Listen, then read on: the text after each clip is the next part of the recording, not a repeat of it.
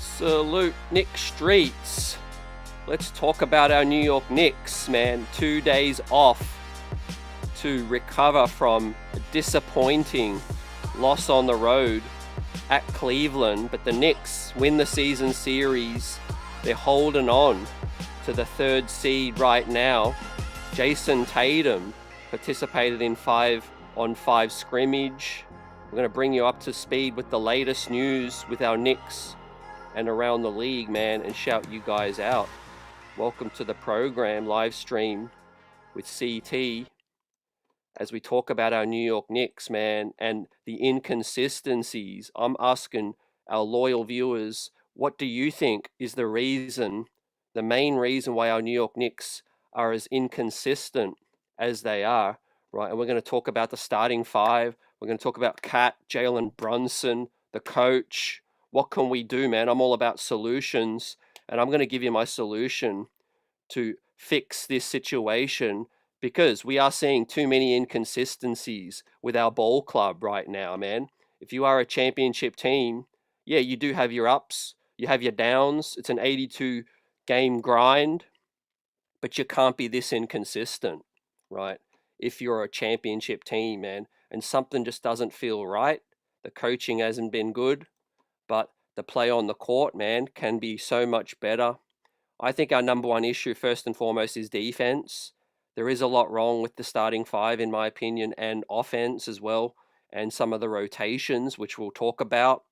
But I think if I'm ranking all of the Knicks' issues right now, I think defensively at Cleveland, man, teams are just scoring too easily on us, moving the ball around, finding open shooters. There's a lot of overhelping as well. As we see some highlights, Mitchell Robinson was dominant last night, got taken out of the game, right, in the second quarter, and the Knicks were downhill from then on out. And I had a conversation online, man, with a follower on X, and, they joked that Mitch can't play 48, and that is 100% correct. But it just felt like the momentum, man, left the Knicks when Mitch went to the bench, right? Karl Anthony Towns only had 5 shots. We'll talk about that and why. And obviously that is on the coach first and foremost. That's on the point guard, but it is also on Cat as well. But man, the New York Knicks have got Milwaukee coming up, and they definitely have to get right real quick, right? With only 23 games left, right? We are done with experimenting, man. The Knicks need to flip that switch really soon. And let's talk about it, guys. Daniel Berry's in the building. Great to see you. Blessings and peace, health, happiness to everyone out here. Do us a favor and hit that like button. Support the channel. Appreciate you rocking with us. The Knicks are 37-22, right? For the most part, if we can get the 3rd seed, it won't be a bad result at the end of the day. We'll avoid Detroit in the 2nd round, but we cannot slip down to 4th. And obviously every game now is becoming absolutely critical, right? We really missing Deuce McBride. I want to start by saying that as well, because, people seem to forget how effective and how important Deuce is to this team, right? We don't have a whole lot of pull-up, off the dribble threats that are creative as well, off the dribble, and are able to hit shots, man. Landry Shamet was cold last night. He gets a pass because Landry's been such a key part of our team, but yeah, he was cold last night. OG's been down offensively since the All-Star break. But this man on screen, Josh Hart, man, when he's up and his best is there, he's dominant, he's a triple-double threat, but he is a long way from that right now. And he would be one of my starting 5 changes, which I'll talk about. And I'm going to introduce and propose a lineup that I think Mike Brown could look at. Now, it's not going to happen, guys, but if there is a starting 5 change, even if there isn't, my point is that we could actually make some substitutions earlier. And if the game isn't going the way we need, you bring on that energy quicker, bring on Shamet, bring on Alvarado quicker. And also Diawara, should be playing more minutes as well, right? But big result for Cleveland, obviously, but the Knicks have the season series, right? That's the most important thing. They won the 2 games earlier, and that is a good reason, I think, for the Knicks' chances to finish 3rd. But we'll talk about right, the road home, right, to the playoffs, because there's some big games coming up, man. OKC, San Antonio, and all of that. But Cat, man, passing up, making some good reads, right? Now, the biggest topic, I guess, going around, I'll start with this, is Cat. You know, Cat only 5 shots last night, and that is 100% on the coach, in my opinion, first and foremost. You're overseeing this regime, you're overseeing what's happening in front of you as the lead coach, right? You need to, you know, get the point guard on the same page with your other star right there. But there was some good ball movement. The Knicks got really good shots last night, man. A lot of nice, clean looks that didn't go down, right? So there is some nuance to it. Cat should shoot more than 5 shots, 110%. But it is first and foremost on the coach, in my opinion. But also, I'm going to show you some highlights where Cat made some good reads. He passed it up to find a teammate who then also either hit a shot or passed it up as well.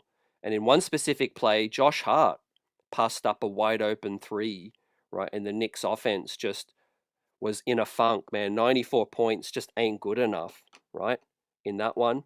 But there's plenty of blame to go around, right? Especially with Cat only shooting 5 shots, right? Here on this one, Brunson is actually, some stats say 12th in the league in potential assists, right? But also some outlets say top 20. So between 12 and 20 in potential assists, right? But the ball needs to move quicker. That's the most important thing, in my opinion, right? We are very predictable to guard, and with guys ain't hitting those shots, man, we need the 5-out looks, right? This is the Pacific play here. Cat makes the drive, right? Let me pause after we've seen the play unfold, and you guys can tell me, man. Comment section, replay squad, I see you. Yeah, okay, Cat pulls up, right? So this is in the 4th quarter, right? So Cat's only had his 5 shots already. Everyone's frustrated. We need the offense going. Brunson isn't on the floor in this specific scenario, right? But we've got Evan Mobley contesting Karl Anthony Towns closely. So what does Cat do? He opts for the drive. Okay, so I'm going to roll the clip. Cat puts the ball on the deck. Evan Mobley starts to shuffle his feet. What happens, man? Josh Hart's defender. Of course, Josh Hart's defender comes over to contest and help, right? So what should Cat do in this instance, right? I've had a great thread going back and forth with an account on X in this specific scenario. And there are multiple reads Cat can make and Hart can make. But in my opinion, Cat makes the right read here, right? Makes the pass, kicks it out to Josh Hart, right? Now, yeah, Hart's basically right there on the perimeter. He's shooting 40% from 3, but he's shooting 29% from this area. So what does Hart do? He has 6 feet of separation, but he decides to drive, right? Just pull it back out. He has a whole lot of space. Decides not to shoot this one. Puts the ball on the deck, looking for OG on the mismatch. He's trying to read OG to post up the smaller guy. And of course, the shot clock goes down. Ironically, OG drives. When OG drives, it is Josh Hart's defender, Keon Ellis, that sags off of Josh Hart again. See? So you got Keon Ellis and you've got Schroeder. Hart cut the rack. Mobley picks him up. Cat's wide open. OG finds Landry Shamet. Landry turns it over. But this whole possession broke down, in my opinion, after Cat made a good read and kicked it out to Josh Hart. So that would have been Cat's 6th shot attempt, but obviously he made the right play in that one, right? So that is going to lead me into this, solution right now. And it ain't going to happen, like I said, but you can always make a substitution earlier if Hart and Bridges continue to start. But for the main reason, man, defensively, I think point of attack defense with Brunson, Hart, and Mikal Bridges, they're not stopping anyone, man. They're not even making anyone feel them. point of attack defense is our biggest issue right now with the starting five. Now, with Deuce McBride out, right, I would take out Hart for now, and I would put in Landry Shamet, right? Let us know your thoughts on that, guys. Right, obviously, as I said, it ain't going to happen. There's many reasons why, but you can always make subs earlier. But in a perfect world, my solution to this situation, and it goes all the way back to last year with Thibodeau, where even he saw, after a tap on the shoulder from Josh Hart, the necessary adjustment to put Hart on the bench, right? Now, Hart, not downplaying his hustle, how great he's been to this team, over 3 years. It's been, such an acquisition where Hart's given this team a boost, right? He's over 30 now. There's been a lot of wear and tear, I think, and some of the injuries that he's faced. Defensively, he ain't the same. And I think you acquire a Karl Anthony Towns to maximize your floor spacing, ladies and gentlemen. But it ain't just Cat that comes in and provides the floor spacing. You need to provide floor spacing around Cat as well. If we ask ourselves, why isn't Cat getting more threes up? Because I believe the spacing ain't ideal around Karl Anthony Towns, right? When Josh Hart is out there, right? So, okay, you acquire Cat. We've talked about that move so many times. And what does Cat provide? The first thing that comes to people's mind is three-point shooting, which I think he needs to shoot more threes to really get that spacing. But you also need to get Cat good looks to provide that spacing by helping to provide spacing around Cat, right? So you see Hart's defender, it's always in the passing lane, collapsing onto Karl Anthony Towns, right? But back to the defense, right? Point of attack, we need some tenacity, right? So enter Landry Shamet. He's more physical than Mikal Bridges, who's been thoroughly disappointing so far. Hopefully it's just a funk and we get a better version of Mikal Bridges. The whole Mikal Bridges experiment has been very underwhelming, right? If we win a championship, no one's going to be complaining. But as of this very day, it's been underwhelming, man. 5 first-round picks. It just hasn't lived up to the billing, right? But for this specific purpose, man, I would have Landry Shamet come in for Hart. And I do think Deuce McBride should be the other starter, right? But until Deuce gets back, I would throw in Mo Diawara in this specific instance, right? So your point of attack defense automatically becomes better, right? And you have a 5-out spacing lineup. But it also allows Josh Hart, Jose Alvarado, Mikal Bridges, and Mitchell Robinson, I think, to thrive off the bench, right? Your bench gets stronger. Your bench can play at a faster pace and speed as well. But yeah, I think our number one issue is spacing, but also mostly the defense and the point of attack, right? Hart isn't the defender he used to be. And next to Brunson and Mikal Bridges, man, teams are just having their way, right? They're backing them down, they're driving into the lane, and they're getting what they want. So absolutely, yes, Cat shot attempts is an issue, but the biggest issue, first and foremost, in my opinion, is defense, right? And I would switch up the starting five. Now, when Deuce gets back, this is my ideal starting five. Brunson, Deuce, Shamet, OG Anunoby, Karl Anthony Towns. Then you're really going to see Karl Anthony Towns operate with spacing, right? Where he can bully down low. Opponents aren't going to collapse on him and make life more difficult because he's got shooters around him, right?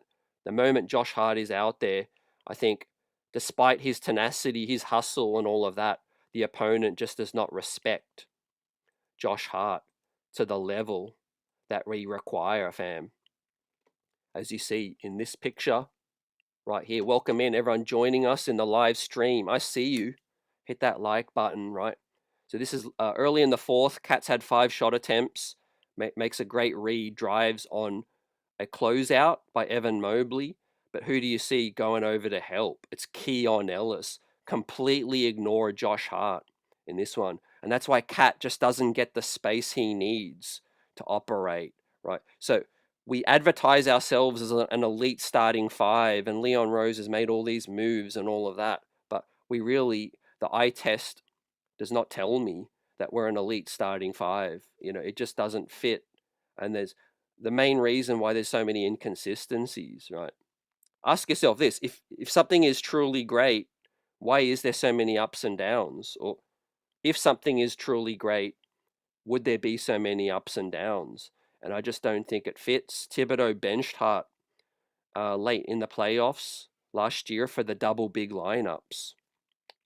We could talk about that too, guys. CC's in the building. New York City Grays, salute. Great to see you guys. Hope all is well.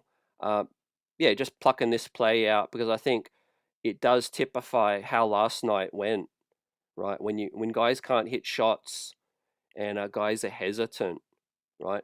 Unfortunately, it ain't just on Hart and the starting five fit because Shamit was down last night. But yeah, OG has definitely been disappointing on offense, right? He's had a couple of good defensive performances since the All-Star break. So, I never worry about OG defensively. He's exactly what this team needs, but he definitely needs to pick it up, right, from an offensive standpoint, right? And then we also have Mitchell Robinson, man. He was the nick of the game last night, in my opinion, dominating in the second quarter, but only played 19 minutes. So let's talk about Mike Brown because the buck does stop with the coach, and he has to figure this out, right? He has to figure this out. New York City agrees with me. The main reason for the poor play is simple: the coach, right? What's your number one adjustment? Let me know. We have a poll in tonight's chat, fam. What is the number one reason for the Knicks inconsistencies? Right, I love to hear your opinion. Right, there's four options. Right, is it the defense? Is it Brunson not moving the ball quick enough? Is it Cat limited shot attempts? Or is it the starting five clunkiness with Hart, OG, Macau? Like I said, Danny Landers, salute, says get Mike Brown out of town. He will be out of town in the off season, fam, if we don't win the chip, because there is so much at stake. As will Leon Rose as well. Now, also want to talk about one of the reasons also why I feel like Cat only gets limited shot attempts, and I'm gonna give you my opinion on this one. Is I feel like the teammates don't trust him as much as some fans do, or as much as we should. And I think it goes back to the spacing issues as well and the offensive fouls. But here is an ugly play from Cat where he does lose focus, right? He's waiting for the dribble handoff or ball screen, and Jarrett Allen just picks his pocket. So you add up the offensive fouls. Cat leads the league in the offensive fouls, right? And he struggles to get that separation with defenders collapsing on him because of Macau and Josh Hart and their lack of spacing right now with the starting five. But also Cat's turnover prone right here, right? We can't be dealing with this. You need to be switched on and focused, Karl Anthony Towns. So yes, I'm agreeing with the masses. Cat needs more than 5 attempts, but I'm just trying to explain why I think he's not getting more, touches, and why the teammates are not looking for him a lot more, fam. Johnny Cheeba's in the house. Great to see you, fam. Yeah, YouTube's been bugging, man. I put the poll up. I put a number of comments up prior to the stream, and it just gets erased. So, yeah, you guys just let me know with a comment, right? So the poll in tonight's chat is what's the main reason for the Knicks inconsistencies, or is it a combination of a lot of things, right? The starting five clunkiness, our defense, is it Karl Anthony Towns shot attempts, not getting him going enough, the coach, or is it Jalen Brunson, the main culprit, not moving the ball quick enough? Yeah. As I said, man, we can't get Deuce McBride soon back quick enough. And he would be in my starting five, in my opinion. Now, I don't think Mitch can endure a 4-round gauntlet of the playoffs starting. I wouldn't mind seeing Mitch start some games, and I know fans would have him in their starting five, but I just don't think Mitch and Cat, with the foul trouble issues, combined with the minutes, combined with Huck Porty, as the third string. I don't think we could survive 4 rounds of that. So Mitch, you're my impact guy off the bench, but your minutes do need to go up. But the other thing is, right, okay, how does our point of attack defense get better? But true floor spacing, man.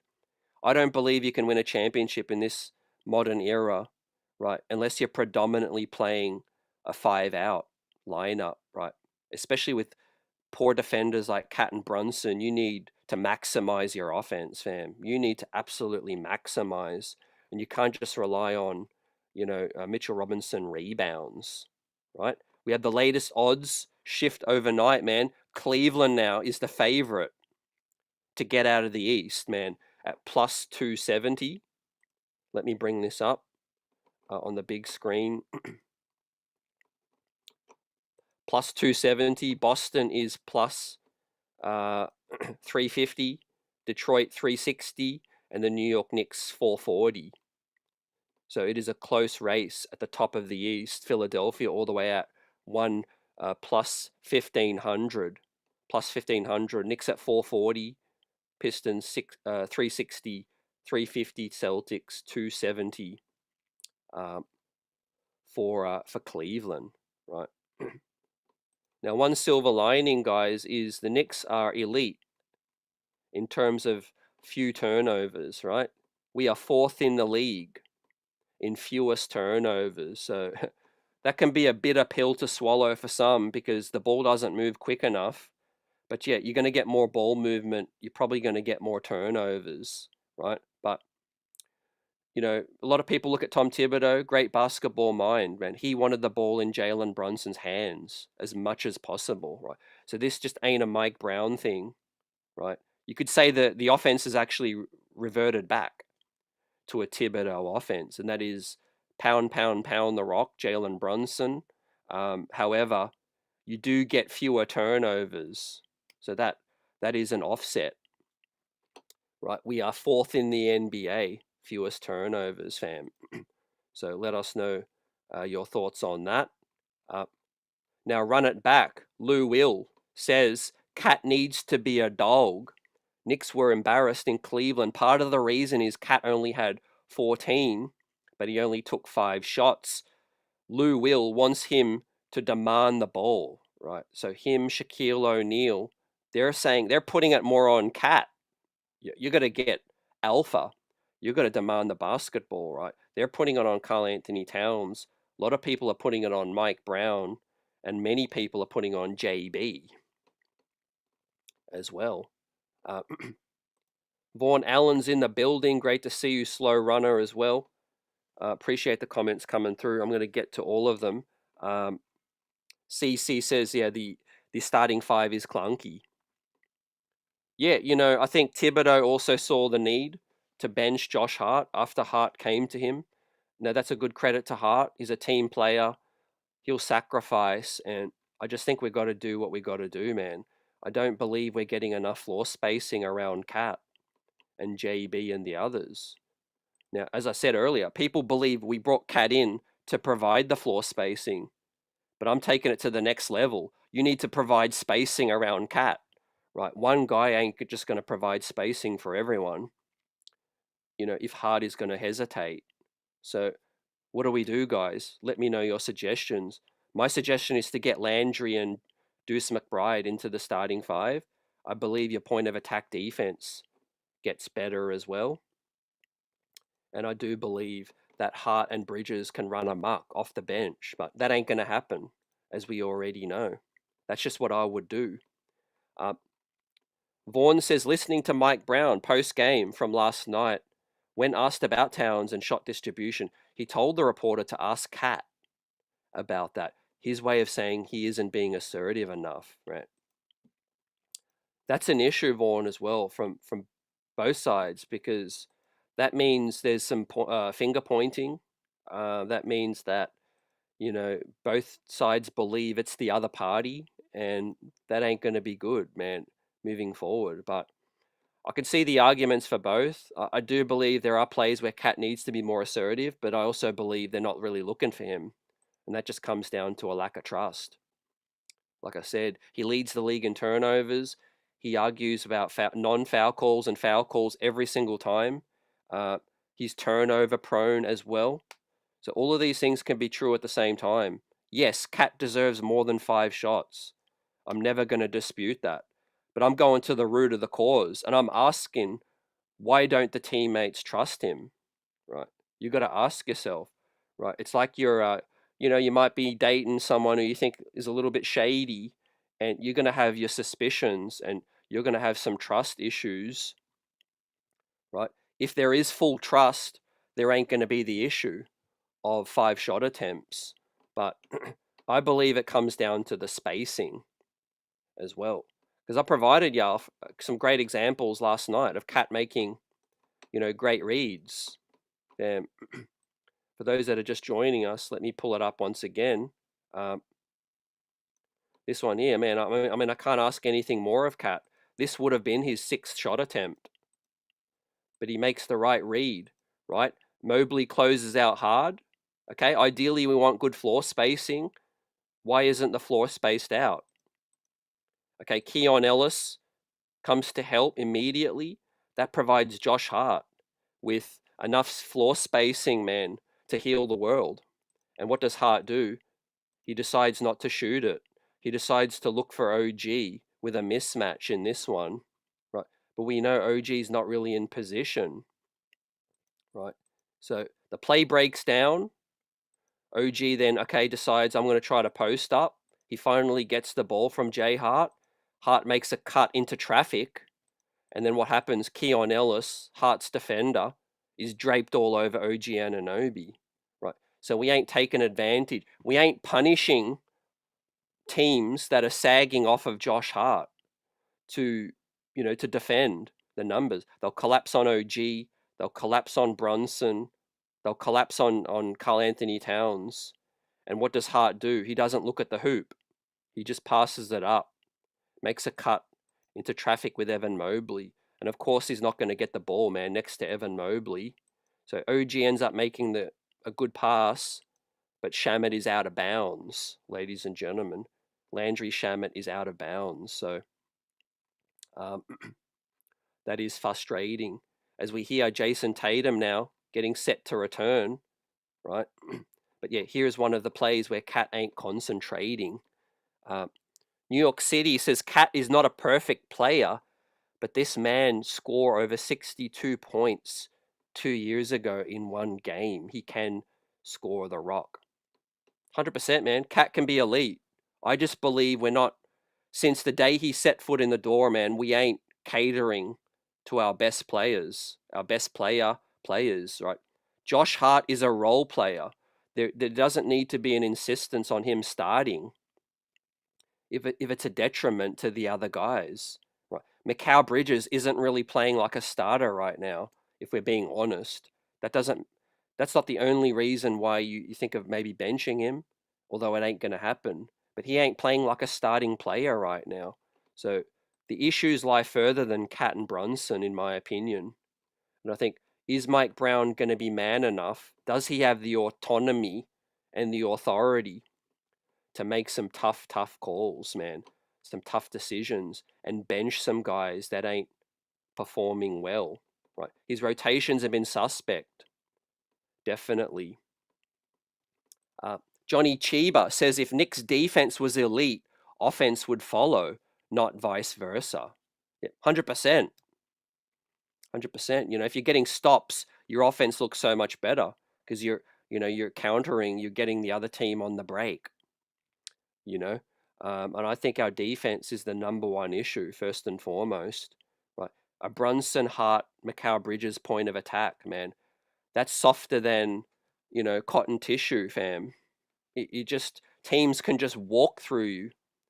Hart doesn't provide defense no more, and he's undersized. Has lost some athleticism and is a below the rim finisher. And Mikal Bridges, we know, is not good at the point of attack. And then you obviously throw in Jalen Brunson. So one of the main reasons to switch it up, I think, is defensively.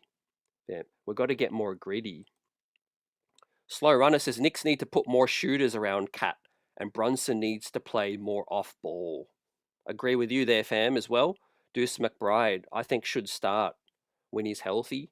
But in the meantime, I would throw Landry out there right now. Landry and Mo Diawara.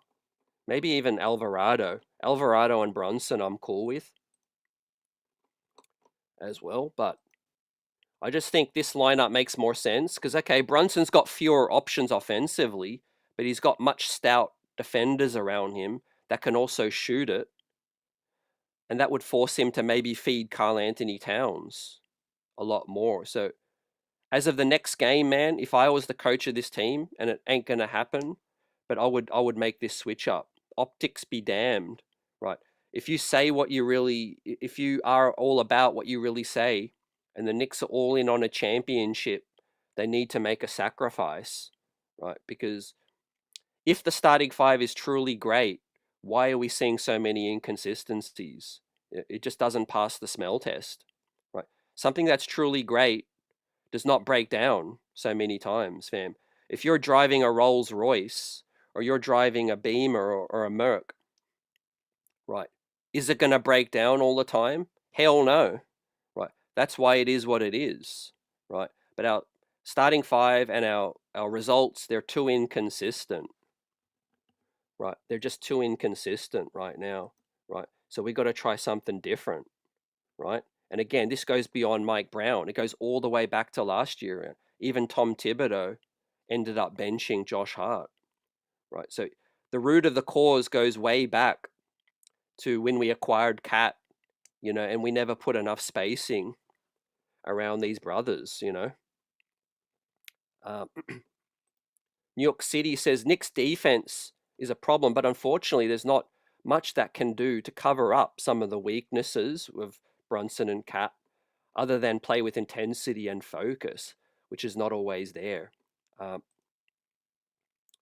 yeah, that's another reason why I think just maybe a shake-up will give them a jolt. We don't start games good enough, man. The energy is just not there, like you said. You know, the pride, the intensity, the physicality, making teams feel us. It just ain't there, fam. There's just too many guys comfortable. And mainly it's Josh Hart and Mikal Bridges, man. They're all about their sellies and, off-court stuff and all of that. I think it's just gotten complacent, man. And I do believe they can be such an impact off the bench, right? They are key members of this team and will remain that way, right? I just think, we've got to get better defensively because Cat and Brunson are not defenders, and OG is having to do, a bit of too much. Wayne, great to see you tonight. Shout out. If they really want to utilize Sohan, put him in a lineup with shooters that make him an offensive rebounder as well, similar to Dennis Rodman. 100% agree with you on this too. You're on fire because I feel like Mike Brown hasn't put Sohan in good spots, and the knives have already come out for Jeremy Sohan, but it's like he's played with Huck, he's played with Mitch, he's played with Josh Hart. So that's where Mike Brown has been doing a terrible job integrating a new piece. Now, his only excuse could be, okay, I'm experimenting and I'm going to get there. So let's see. Let's see. I don't think he's going to yank Sohan out of the rotation right now. I think he's going to give him maybe another week or so. But you saw last night, man, he went back to Diawara. Right, he went back to Diawara and Clarkson. I think because, the game kind of got out of hand. Buzzer beater for life. Salute New York City Flash. I voted for Cat's touches, but I don't see it on the poll. Great to have you with us as always, man. Bless up. That's a great reason for the inconsistency. Cat's touches, he's got to get in rhythm. He's such a key part of the team offensively. He's a mismatch, all of that. But I think it correlates to having non-spacing lineups with Josh Hart and just the defenders disrespecting. Now, Hart shooting better this year. Shout out to the work he's put in. He's sacrificed. He's done so much that he can to help this team, man. I'll always appreciate Josh Hart, right? I still think he's a key member of an impact player, but off the bench in the future. But right now, and even some closing lineups at times, right, if the game calls for it. But what I'm seeing is the defenders just don't respect some of the players, they'll sag off their defender to collapse, right? And we need to make them pay, right? How have the Knicks been paid by their opponent? The moment they help off someone, man, it's Spider Mitchell or Dean Wade or it's Javonte Green or it's someone else splashing a three because a Knick defender sagged off. What are we doing to do that to the other team? We're doing nothing, man. We're doing nothing. We're not playing 5-out lineups. You know what I mean? Uh, Slow Runner says also OG Bridges Hart are shooting terrible. This forces Brunson to shoot more and play more one-on-one. But teams not respecting the shooting of OG Bridges and Hart need more shooting consistency. 100% agree with this one as well. It ain't just on Brunson's decision making because the other guys aren't hitting their shots as well. I think the best thing we can do is play with a faster speed. That is on Brunson. If there's the correctables that Jalen Brunson can do better is get into the sets quicker, and maybe a shooter can get in rhythm, right? So my biggest thing is not Brunson not passing the ball. People call him a ball hog. My biggest thing with Brunson is he's just too slow, right? I got no issue with the amount of passes he makes. He's 12th in the league in potential assists, right? And we are 4th best team in the league in turnovers, right? You also got to praise your point guard, right? People just complain that he doesn't move the ball. Okay, well, we're one of the best in the league at not turning it over. So there is a sacrifice you got to make. With that said, and also guys not hitting their shots as well. Slow Runner says, yeah, Macau stinks. Guy should have been traded at the deadline. Creative Lou, salute. CC says Alvarado has to hit his open shots from 3 or perimeter or take a mid-range when let open. One thing I love about Alvarado, he does push the pace, and as we see in this play with Josh Hart, this is what Hart was doing at his best, right? Taken on and either getting to the foul line and getting an easy bucket. But unfortunately, he's basically into the third row and Cleveland's damn near already in their half court by the time Josh Hart even picks himself up. That's not good for defense either. New York City says it is easier to defend us when one person's taken all the shots, not putting the target on JB, but he must shoulder some of the blame. Definitely. I think in order of ranking, I would put the coach first, Brunson second, and Cat third. But I've also explained why they don't give the ball to Cat more, and it's trust issues. He's sloppy. He turns it over. Leading the league offensive fouls. All of those things come into the equation. Also, how could I forget? He complains every single call. You don't think that's going to wear on you as a teammate? Imagine you and I, 4 of us in the chat, are going to battle every night, and one of us is complaining the call every single time. You don't think that's going to wear on the 4 other guys? They're going to be like, man, just get on with it. You know what I mean? And that's going to get to you at some point. So I understand when people are saying like, Cat deserves some of the blame as well. He needs to be more authoritative, right? Now, Pistons are doing battle, man, with Oklahoma, right? They lost the other night, but boy, did they try to rough up Victor Wembanyama, man. Look at some of these plays, man. Like, this is crazy. Cat and every Knick gets called for a foul. Why is Detroit allowed to play tackle football just because they want to be called the bad boy Pistons? Man, it's absolutely pathetic. And that's why I've lost a lot of respect for the NBA. Because you got dudes like Draymond Green, you got certain teams that can play tackle football. But Cat and the New York Knicks and Brunson, they get whistled like we're bullies, right? We're playing soft and we're getting the whistle like we're bullies. Whereas these guys are doing this. It's crazy out there. Slow Runner says TJ Warren should come in for Clarkson. Yeah, I don't think they're going to be doing any more roster changes, fam. I think we're getting close. It's basically getting late early. You know, we're 23 games away from hosting hopefully a playoff series at Madison Square Garden. So I can't see them bringing up TJ Warren, fam. I think it was just a G League move to add to add some veteran leadership. Um, so yeah, I think Brunson needs to do a better job of getting the ball up the court quicker and getting into the sets. So I'm not just trying to defend him, but I'm also relaying the facts here. Brunson is 12th in the league in potential assists. Now the quality of those potential assists is about mediocre. It's about in the mid-level. Um, but yeah, he is still, providing opportunities. But a positive thing is guard pair picking role is Landry and JB are leading the league with 50 picks.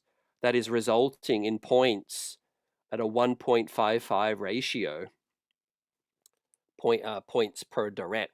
So you got Brunson and the screener and Landry Shamet. So I ain't just pulling this idea out of my you know what, right? I would put Landry Shamet into the starting five. He's simply playing better than Mikal Bridges. And if you're all about winning a championship, you got to reward the players, man, putting in the hard work. Otherwise, there becomes locker room disconnect. You know what I mean? If you're lifting more than me and you're not getting opportunities, people are going to be looking side eye right now. But it does come back to optics.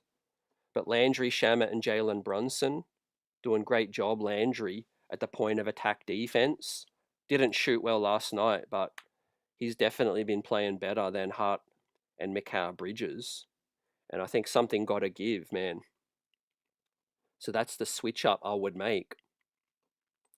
Creative Lou says, this team lacks big on D and Brunson is too slow. I think the size thing is one of the reasons we brought in Jeremy Sohan, but obviously then we counter that by bringing Jose Alvarado. So I think this is why I think this is important to make this switch up, fam. Landry and Diawara in the starting lineup.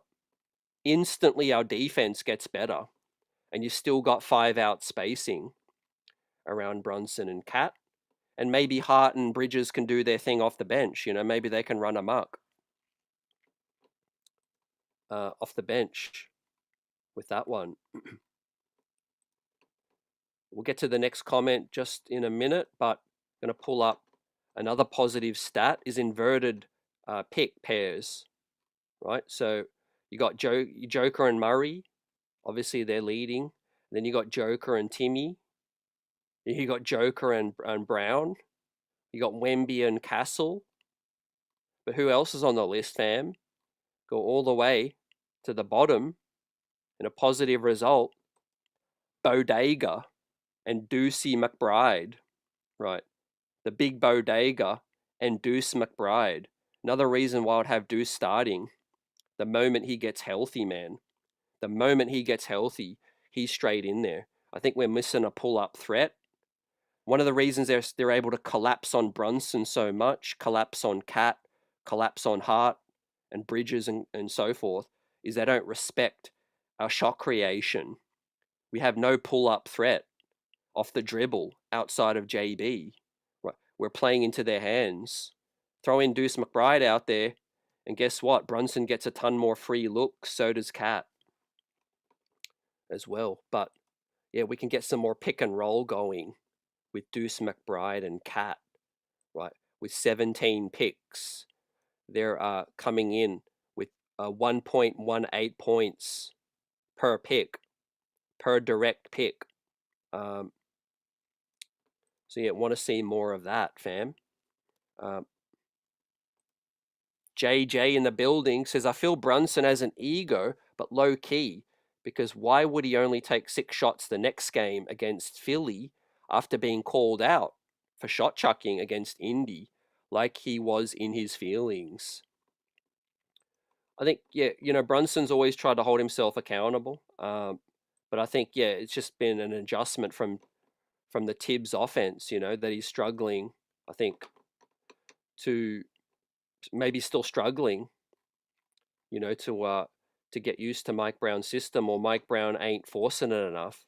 What do they say? Old habits die hard. In that situation,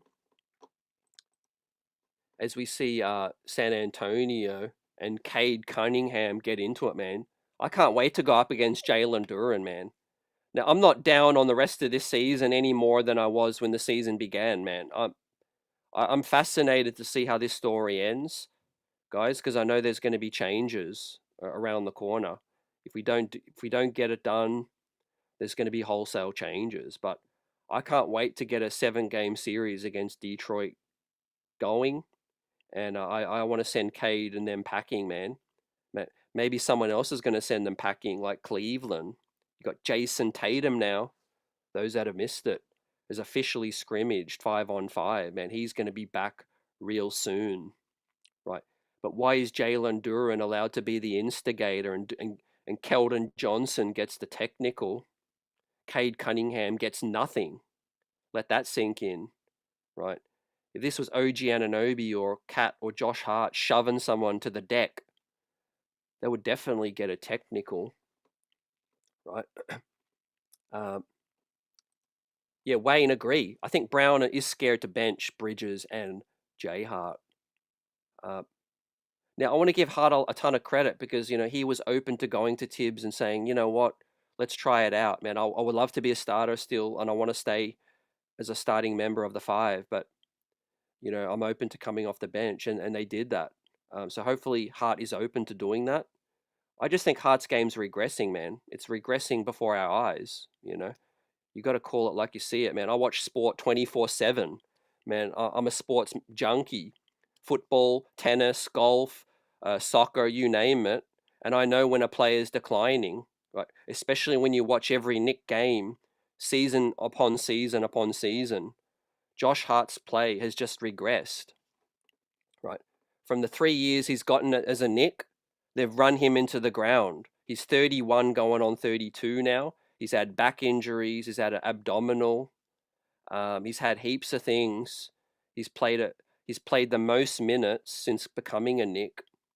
He just ain't as athletic as he used to be, and he's a shell of the defender he used to be as well. So if he has any pride, I would go to the coach and say, you know what, let's try this out. This ain't working.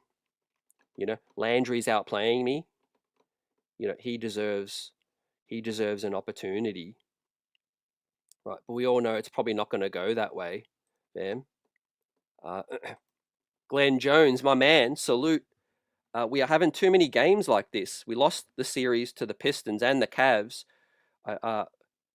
We actually won the series against the Cavs, fam, but I know what you're saying. I don't think we can just turn it on in the playoffs. I'm pissed. So yeah, Knicks swept by the Pistons. They win the season series against the Cavs 2-1, which is going to help us hopefully retain the 3rd seed. But yeah, you're right about the inconsistencies. As I said at the top, the theme of tonight's stream, fam, is you guys letting me know, and us talking about what is the main reason for our inconsistency, right? If something is truly great, it's not going to be this up and down. So there's a fundamental chink. There's a fundamental flaw with our starting 5, man. It's overrated. It ain't as great as as some believed it to be. And I think it's a defensive and a floor spacing issue. But also guys are playing, well below their standard, in the way of Mikal Bridges, who we've seen play so much better. Brunson, we've seen play so much better as well. Now, the hope that every Knicks fan's thinking, man, is just like, is this just something that's just a funk, and they're going to flip the switch, and, we'll be riding high, we'll be, buzzing out post-game to a big playoff series win. Hopefully that's the case, but I'm a realist. There's a lot of concerning elements to this season so far. Why do they need to be juiced up for every single matchup? What happened to pride? What happened to just basketball ability that you get paid $35 million for to produce? You know what I'm saying? Creative says, I believe Brown is going to end the experimentation on these lineups, right? And do whatever we need to win. Knicks have no identity, and that's concerning to me. Yeah, we're kind of good at a couple of things, but yeah, lacking greatness. I think in one thing, like you're saying, man, we're trying to be a jack of all trades, but I think you go back to this a team 2 seasons ago, we just outwork everyone. We don't have that team no more. Okay, so we bring in Cat. Cool. Did we really change our identity to tap into the Cat shooting, the offense, the speed, floor spacing, all of that? Absolutely, we have not. Right. I could argue what we're doing is detrimental to that. We've made our defense worse at the point of attack. We don't play Deuce McBride enough with Brunson for the spacing. And we're doing what Tibbs would do, which is play Hart still with the starting five and let Brunson pound the rock. So truly, man, creative. I would get creative if I'm the coach of this team, and I would shake it up. I think Landry Shamet is deserving a starting nod, and we'll see what's up with Diawara too, fam. Johnny Cheever agrees. Brunson is slow. Half the time on the clock gone by the time he decides to make a decision or pass. Yeah, there could be a number of things, like maybe he's waiting for the play to unfold, like Cat to flash somewhere or OG to do something and they don't do it. So there is some nuance, but bottom line is, I agree, Brunson doesn't get the ball up the court quick enough, but we're not behind the scenes too. There could be some play calls that Cat is just spaced out, or Hart's spazzed out and he's not getting into the right spot. Right? So there's a lot of reasons, man, and that's why I think our defense is just number one. I think just off instinct, with the right lineups, our offense is good enough to win us 4 playoff series. Is our defense good enough to win us 4 playoff series? Hell no. Our defense is going to be lucky to get us past 1 series right now. That's why I think that's the biggest issue right now, man. I mean, you talk about opponents fearing the Knicks at the point of attack defensively. You got Brunson, Josh Hart, and Mikal Bridges standing in front of you. Is that point of attack defense going to scare you? Absolutely not, man. Teams are just getting into the paint. Cade Cunningham, James Harden, Donovan Mitchell. They're just doing whatever they like. We can't stop nothing right now. Randy Salute says, how is it that Brunson could take 19 shots, Hart 11, Mikal 17, with Cat only 5? How does it make sense? 5 shots, your best player only taken 5 shots. Yeah, we've talked about it a lot tonight. I think it's a combination of things, but the buck stops with the coach for me, first and foremost. He has to oversee this and acknowledge what's happening. But I don't think Cat and Mike Brown are a great fit. They're not seeing eye to eye for whatever reasons, man. It could be a ton of things by now. I don't think at the beginning of the season, if I'm just speculating, man, I don't think Mike Brown liked Cat coming out early in preseason saying, I still don't know my role. Because to me, that tells me Mike Brown's given him a role that he's not happy with. And I think that's Cat coming out saying, hey, I still don't know my role in crypto in terms of with the media. Man, that, when I first saw that, I'm like, whoa, that's not good, man. Because I think it was towards the end of preseason. We're playing some of these preseason games. It was like Cat came out and voluntarily said, I don't know my role.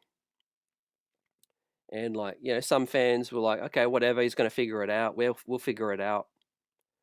But I think that was an issue from day one, man. I think Cat liked Tom Thibodeau. Mikal Bridges obviously didn't. I think Precious and Campaign didn't like, those guys, the Bridges connect with Campaign, Precious. They didn't like Tibbs. I think Brunson liked Tibbs. I don't think Brunson would have spoken ill word on Tibbs in terms of the post games, the postseason meeting. I think Cat was all down for Tibbs to come back. I think OG Anunoby was probably not. Mikal Bridges was definitely not. And I don't know how Hart would have felt. I think Hart might have been okay for the change. Deuce McBride, I think, was open to the change as well. Fam, you guys let us know. Uh, Optimus says Brunson the elephant in the room. In many ways, yeah, the buck stops with him as the captain as well. Got to move the ball quicker. I've always felt Brunson plays better with another ball handler because, guys, what is he? He's a two guard in a one guard's body, right? So is Deuce McBride. Brunson plays well next to Alvarado. Brunson plays well next to Tyler Kolek. Um, so mix it up. But also he plays well with Landry, fam,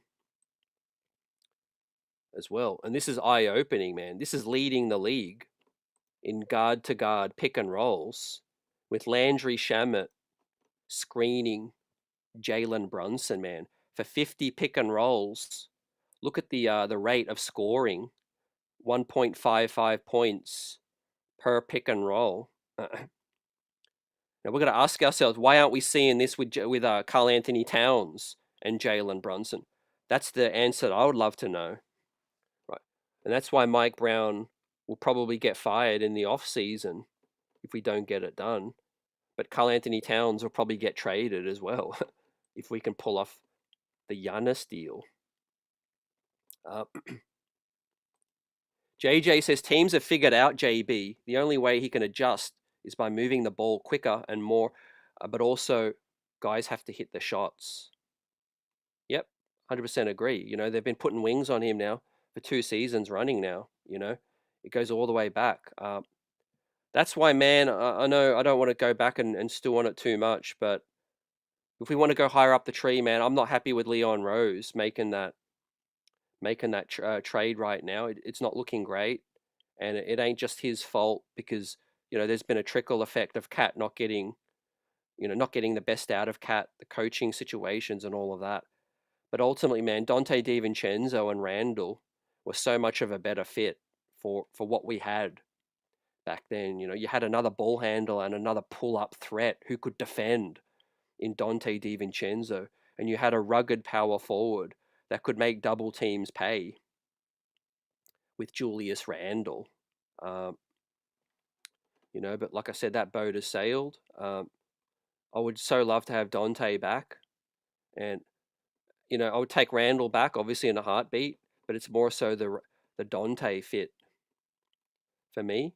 But I was happy with the move at the time because I thought, okay, cool, Karl Anthony Towns, he could, supercharge our offense and take this thing to the next level. But we've seen it for long enough now, fam. It just hasn't gone to that next level, for many reasons. And here we are kind of stuck in third gear right now, man. Ideally, we hope to be in fifth or sixth gear right now. I think we're still stuck in third gear. We never got out of that because of the multiple factors, and we got worse defensively, obviously, getting in Karl Anthony Towns. What do they say, man? Defense wins rings, defense wins championships. We could talk about our offense all day. If our defense doesn't get better, we ain't winning 4 series in a row, right? We can't even guard Cade Cunningham right now, which is why we picked up Sohan, I think, in the first place. Now, it might get us past Boston. So I'm not completely out on the Sohan thing. I think it's more on Mike Brown not playing Sohan as the small ball 4 or 5 with floor spacing.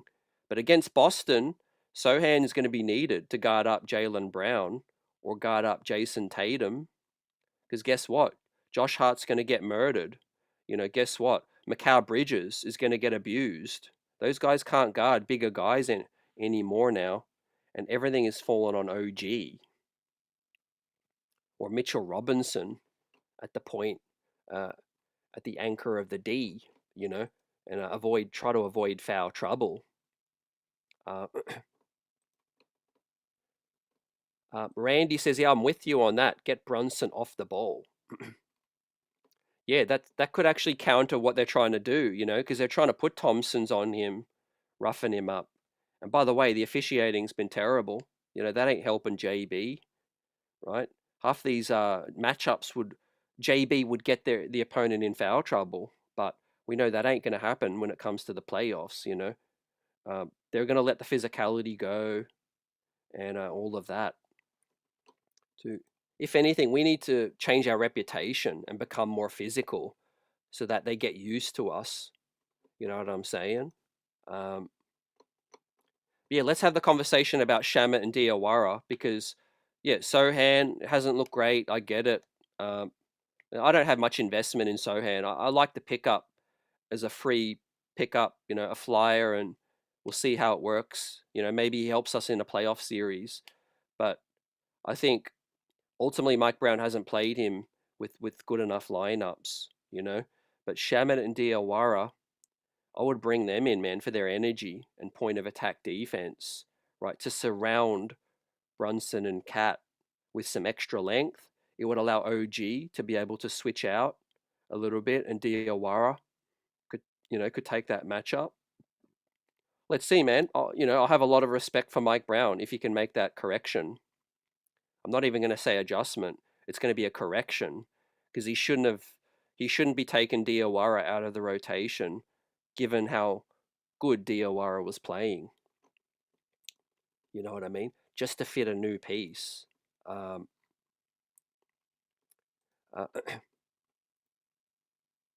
I would still take Giannis over Cat, Johnny Chiba, 100%. Uh, Hopefully we could still do that, but I think there'll be other options. It's going to be a crazy summer as well. The Knicks might even get a quality first round pick if Washington can slip out of the top 8.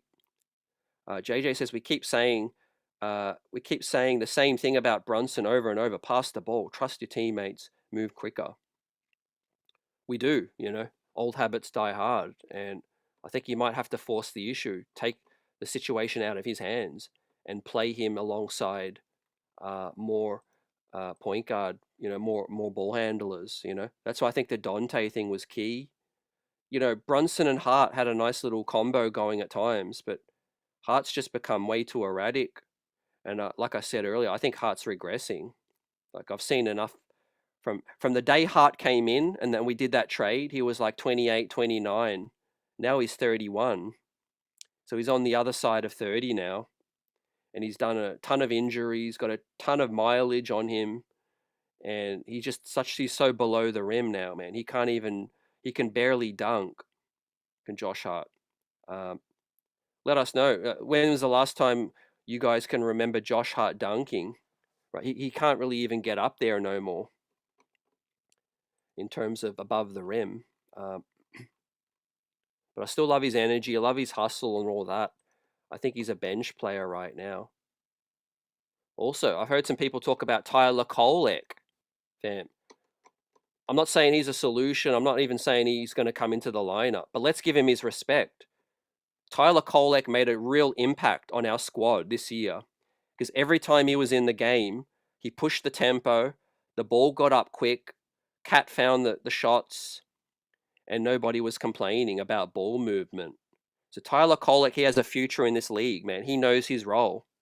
And I heard him talk about learning a lot from Cameron Payne about how to change the pace, come in, instant impact, all of that. I think Jalen Brunson and those guys can learn a lot about the energy that Tyler Kolek brought to and Cam Payne brought to the games. We don't get those comebacks against Cleveland, Christmas Day, NBA Cup final. We don't win those games without Tyler Kolek's, savvy play because he's a real point guard. He got everyone going and he also hit shots and he played aggressive as well, right? I'd be open to limiting Hart's minutes and giving Kolek some more opportunities, fam. I think he can get better and better. And I think Kolek can be a borderline starting player in the NBA in the future on the trajectory he was on. Let's see how his Knick career plays out. Optimus Salute says Kolek is still the best passer on the team. No argument from me. I mean, Big East Player of the Year, proper point guard, real skills. Um, you know, really humbled himself, improved his weaknesses in the summer as well, improved his ball handling, improved his defense, improved his speed and pace. I can't wait for year 3 of Tyler Kolek. You know, if there's a world where we lose Jose Alvarado to the player option, and let's say some team offers him a big deal and we lose him, which I don't think is probably going to happen. I think we'll keep Jose Alvarado. But if we end up losing Jose Alvarado, it'll be because they think Tyler Kolek is ready, I think, to command, the backup next year, on a cheap rookie contract. Buzzer beater for life says Cat Brunson, OG Diawara, and Mikau. I think that'll be solid as well. Certainly, I'm a fan, first and foremost, of just taking Josh Hart out of the starting 5, unless he can become more consistent. Right, Hart at his triple-double best, right? No one's really arguing at that stage. Our starting 5 was looking good. Now, I'm going to explain why the numbers suggest our starting 5 is still elite. It's because it's taking into encompassing all the games. We're beating up on bad teams, we're losing to some good teams. You put it all together, and the numbers suggest our starting 5 has a plus net rating of something like +8 or plus around the +10 is our starting 5 net rating. But what that doesn't take into consideration is, yes, we should be beating up on so many bad teams, but we're losing all the tough matchups. So is our starting 5 going to pass that test, against elite defenses, man? I think we already know the answer to that, fam. And if you believe we should keep the starting 5, then I think you're well entitled to that, but I think you're an optimist, right? You're extremely optimistic that we're just going to flip a switch, because look, the defenses are coming different this year. The Raptors got more size now. They got Dean Wade, they got James Harden, and they got some size. They threw away Garland. They got better. The Boston Celtics have got better defensively. They've got some real young wings now with some size and height. The Detroit Pistons, we already know. We already know the size that they're coming with. So we're really going to tap into this 5-out lineup, man, and give Karl-Anthony Towns the best chance to succeed as a Knick. We need to give him floor spacing, right? We need to open the floor up, because we're just going to see more of this, right? We're going to see Cat at the top make a great read, and Hart just passes up an open shot. Yeah, Keon Ellis is kind of half guarding him, and then he decides to just give up guarding Josh Hart, and then he's all over the place, right? I'm asking myself, if Deuce McBride and Landry Shamet are out here together with OG, Brunson, and Cat, right, they're sticking to glue, like every single player. They ain't just leaving a player in the middle of the possession like they do with J Hart. Now, Hart's done a lot to try to overcome his deficiencies. I get it. He's a savvy player in terms of ball movement. Can swing the ball really well, can drive a little bit, but given the fact that he's undersized below the rim, he's not really a threat at the rim in traffic. So he always pulls it back out. And we do a lot of just the, ball movement late in the shot clock in this situation. So that is just a fundamental flaw, I think, with the starting 5 right now. And that is my main reason why we're so inconsistent, right? A team this great on paper shouldn't be this inconsistent unless the pieces don't fit. Yeah.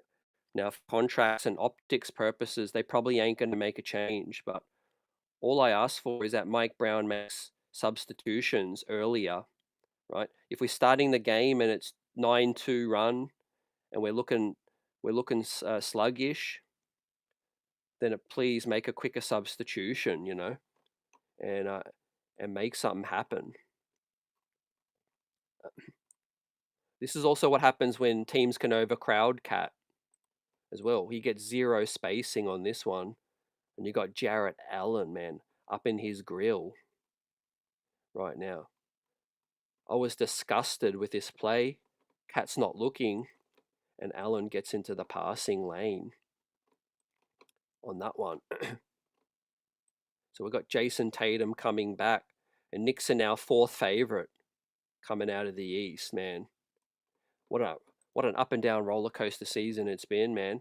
If I told you at the start of the season that with 25 games to go, the Knicks have regressed to the 4th favorite in the East, you would probably tell me, hey, CT, there's been an injury, or there's been multiple injuries. That's the only reason I think any Knicks fan would explain how the Knicks team that were favorites have become 4th favorite with 25 games to go in the season. You might have even told me the coach has been fired, or definitely Tatum's come back, or something like that.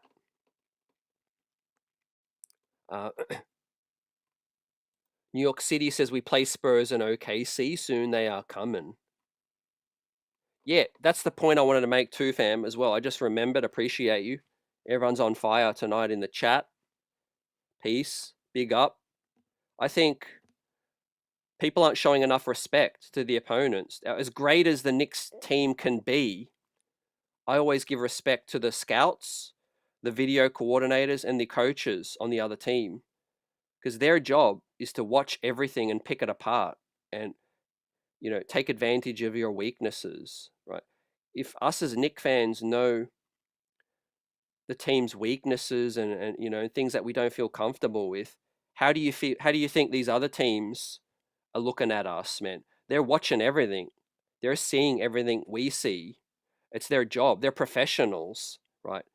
They are going to pick us apart when it comes to the postseason if we don't switch it up, if it's not working, kind of thing. So I know that Detroit, Boston, Cleveland, there's some smart minds there. They know how to capitalize, I think, on the Knicks' lack of ball movement and porous perimeter defense.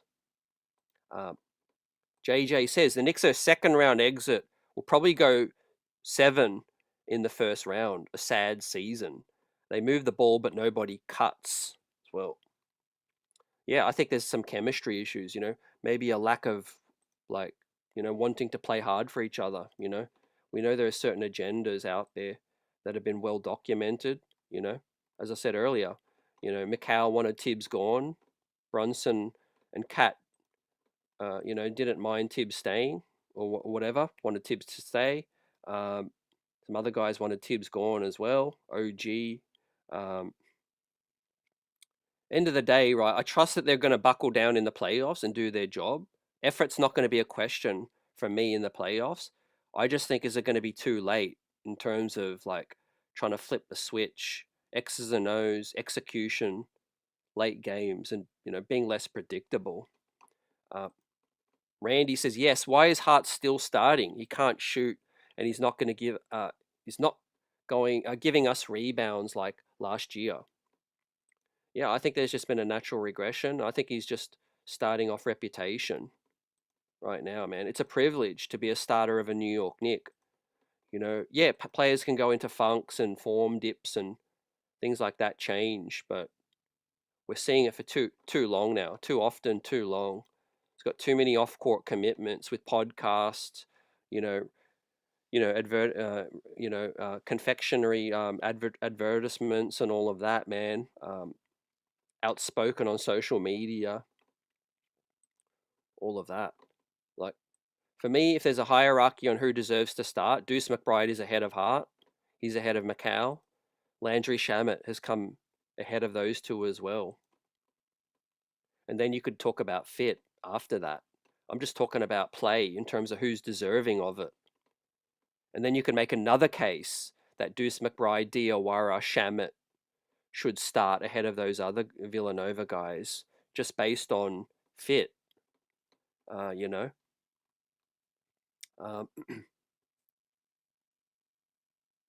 I mentioned that, example about a car, right? You could pick up a Ferrari, Porsche, Lamborghini, BMW, Mercedes, Bentley, right? It's a beautiful brand new car and all of that, and you're excited. And then what happens, man, when the tires wear thin, right? Suddenly the luxury vehicle you have, right, is rendered less effective because the tires are, you know, the tires are gone, right? You could use the same analogy with the starting five. Yeah, it looks great on paper, but we've got no traction right now, man. How can you keep the vehicle on the road when there's no traction, right?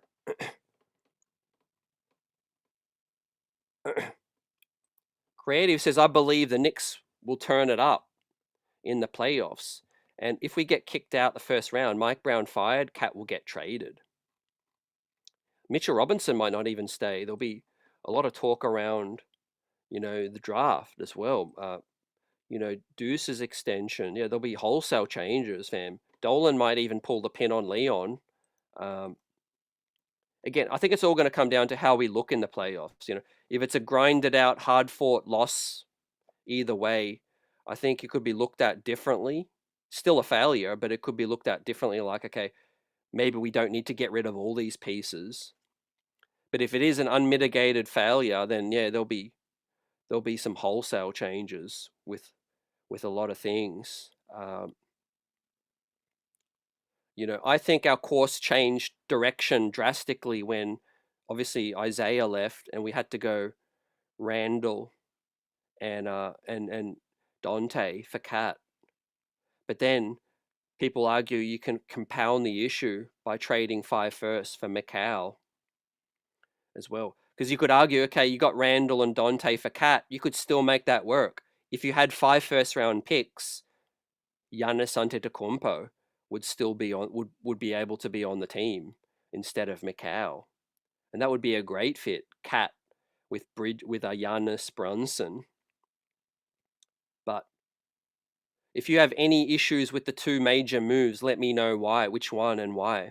Right? Do you have a bigger issue with the Macau 5 firsts, and you would do that move again, or would it be to keep Dante and Randall and not do the Cat move?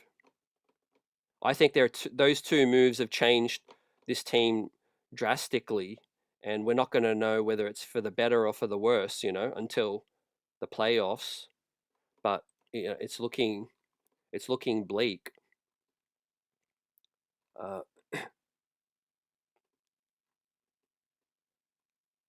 Uh, Randy says we're not scared of Boston. We beat Boston last year. Yeah, I'm not actually that scared of Boston. It's Detroit for the most part. Not too scared about Cleveland, although Cleveland has got better, in my opinion. But yeah, we know James Harden in the playoffs, right?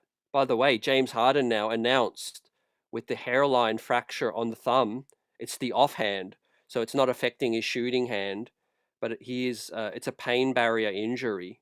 No surgery required, but James Harden now is going to have to be dealing with that for the rest of the playoffs, man. A hairline fracture of the thumb announced today for James Harden, man. It might have been when he swiped. It might have been when he swiped Brunson's face, um, with that situation. Uh, Now let me just bring up. Yeah, let me bring up some highlights of the Chicago game. Cat spacing the floor out, right? um, Dolan won't touch Leon, says Optimus. There's not much tread left on Hart's tires. Good analogy, CT. Yeah, appreciate you, fam. I'm just trying to think of the best way to describe things, because, not everything with Hart is broken, man. I believe he can be a highly impactful player for us still and help us win a chip. Right. Every rotation player on a championship team is pivotal and is looked at as a key member of the team. But I think he can be more impactful off the bench still. Again, starting five, his weaknesses hurt the other players a lot too, especially when he doesn't guard the way he used to be able to. He can't guard Siakam, can't guard Kay Cunningham. The taller guys will shoot over the top, and the shorter, stockier dudes will go right through him. In terms of getting to the rack. Johnny Chiba says, unfortunately, Knicks have the blueprint for being defended. Double Brunson, put a strong player on Cat, and shoot threes. Yeah, can't disagree. Like you said, coaches are smart around the league, man. That's why I think I'm seeing regression in terms of how we're playing. Now, Mike Brown needs to quickly correct this thing, man. Like Thanos, click his fingers and get the best lineups back out there with Diawara, Shamit, you know, more spacing and less Bridges and Hart, being too passive. Randy says, hell no, not likely is not worth a first round. Macau Bridges, it's getting worse every single day. Buzzer Beater with a super chat contribution, keeping us buzzing for life. Definitely appreciate you coming through. Where's AP?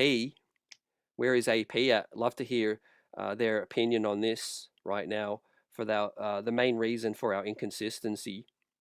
Buzzer says you're doing the Lord's work with this stream, right? You guys are joining us, man. Love the interaction, and it's a great conversation. Although I do wish, things were more upbeat right now, but I just can't wrap my head around the inconsistencies, right? We're still fourth in the power rankings, but we don't pass the smell test against, elite teams. And my worry is teams are just getting better. Cleveland just got better. Detroit will get better next summer. Indiana's going to come a lot better, as you know. Boston's going to be a lot better with Tatum healthy next season. Like, this is our best chance, man.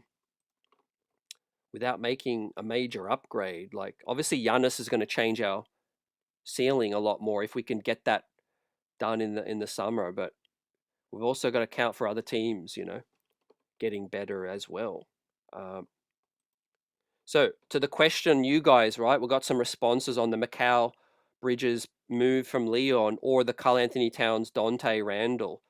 J Dub says the Macau 5 first round picks ruined our depth as well as our future as well. I think losing two great players for one great player hurt our depth as well with Dante and Randall. But yeah, the Bridges 5 first round picks. I think it was a seize the moment kind of. Leon just felt the rush of blood, felt like, okay, this opportunity might not come up again to get a two-way wing together with OG. And I think it just looked better on paper than what it's really been.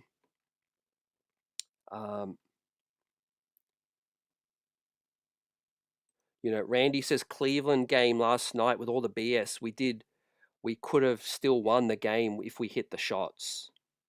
Yeah, hitting shots can change, any game. I think we were getting quality shots. So yeah, that's a good point about, hopefully you just hope that OG starts shooting better, Landry can hit more shots. What do you think he's going to do with Diawara? Diawara played the second half. Sohan played in the first half. Does it feel like Mike Brown's getting to a fork in the road now? Does he try to bring Diawara back? Does he continue with Sohan? It feels like his car's reaching that fork in the road, man, and he's got to choose. I think he's only got a couple more games up his sleeve because it's getting late early in terms of 23 games remaining and then the playoffs. Johnny Chiba agrees. Josh Hart is a shell of his triple-double self. He belongs on the bench, fam. Appreciate you for the thoughts and contribution, man. I'm not going crazy. As much as I love Hart, we all love the triple-double version of Hart. But I just think this has been a long-term issue. This is a debate that goes back last season with Thibodeau. So people can be down on Brown and clown Brown and want Brown out. I get it. This issue goes way back before Brown, where Thibodeau was overplaying Josh Hart and eventually decided or was convinced to bench Hart. So it is a fundamental flaw with the starting five that has nothing to do with Mike Brown. Well, not nothing, but not everything to do with Mike Brown. Because obviously Josh Hart is clunky with the fit with Karl Anthony Towns, I think, and the other guys, right? Because, okay, let's go to the Dante Randall Cat pickup, right? So the day you pick up Cat, you say to yourself, great, we're not getting a guy that's, going to dominate on the block. You're thinking, I'm getting a guy that's going to space it out and finally be a stretch five. And then you continue to play a guy with the stretch five that compromises your stretch five, with the starting five. And so you're basically taking 2 steps forward and 2 steps back in terms of, okay, we picked up a stretch five, but we're not going to play five out, because we love Josh Hart so much, and he's done so much for the team, but you're completely willing to compromise the reason you picked up Karl Anthony Towns, right? I know I said to myself, when we picked up Cat, I wasn't thinking, yeah, man, he's going to be a bully on the block. That's not what people think of when they think of Karl Anthony Towns. They think of shooting threes, and we just haven't been getting that for so many reasons, right? It's like, again, you buy a luxury vehicle and it's faulty, for whatever reason, it just doesn't do what you think it's going to do. So we're not getting our bang for buck, We've got a luxury vehicle that just doesn't have the tires on it. We're not getting bang for the buck right now. So everyone needs to put their pride aside, man, and just make the correct decision with this situation right now, man. Contracts and optics be damned, right? I don't think we can win a championship with this, inconsistency. Uh, J Dub says, I feel the need still to develop Diawara and Dardier. They'll be X factors on a championship and a long-term winning. That's something we've done better this year, and that's the reason why we also brought in Mike Brown, I think, to collaborate. We've boosted the value of Tyler Kolek. We've boosted the value of Diawara. That wouldn't have happened under Tom Thibodeau. Let's call it a buck. So there are some pros and cons still for Mike Brown and cons for Tibbs. Some people that are not feeling Mike Brown, I'm hearing them sort of go back to Tibbs, wishing he was here. 2 wrongs don't make a right. If you broke up with your ex to go to, to date a new partner, and that doesn't work out, that doesn't mean you were wrong to break up with the ex. It just means there might have been 2 reasons to make a change. You know what I'm saying? And if we had Thibodeau, does Tyler Kolek make an impact this season? Probably not. Does Diawara get any minutes he's been getting under Thibodeau that every fan loves? Probably not. Would be we be more consistent in the regular season? Possibly. But guys would have more, wear and tear as well, So I think there's still, 2 sides to the coin. And yeah, I'll say that Brown's been a failure if he doesn't get it done. But doesn't mean Tibbs was, keeping Tibbs was the right move. At the end of the day, they wanted a better coach. They just couldn't land one. So you could say it's on Leon. You fired Tibbs, but you failed to get one of your first, second, third, fourth, fifth choices. You know what I mean? Mike Brown just going to be the scapegoat at the end of the day. We all know Mike Brown wasn't the 5th choice. It was 5 other dudes. You know what I'm saying? Right. I'm not hearing any heat for the front office as well that decided to, to make all these changes. Right. 5 first-round picks for Macau. People are blaming Brunson. People are coming to blows about Cat. Not many people talking about the front office or James Dolan that made all these decisions at the end of the day. Right. I would have loved to see another playoff series with Dante and Randall at the end of the day, but I got behind the Cat pickup because I could see the vision, the direction, but they've failed to execute so far, in my opinion. This could be legit too. Buzzer beater for life. Hart could be harboring a secret injury. Yeah, man, they are secretive. We know OG just got back as well. So I do expect OG's play to go back up. Hart, I think, has just been in a steady decline. Again, we go back towards the end of last season where his form dipped and he got benched. He lost confidence in the playoffs. The turnovers drove people mad in game 6 versus Indiana, and Tibbs still didn't bench Hart. Remember when Hart had 6 turnovers or so in game 6 against Indiana? Critical, and the game was lost. Tibbs didn't make that adjustment.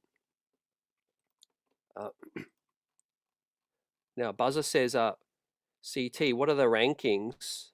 Other than the rankings and the team plus minus, what other metric do you use to evaluate our team? Eye test, fam. But I understand the question. I'll answer the question in terms of a technical aspect.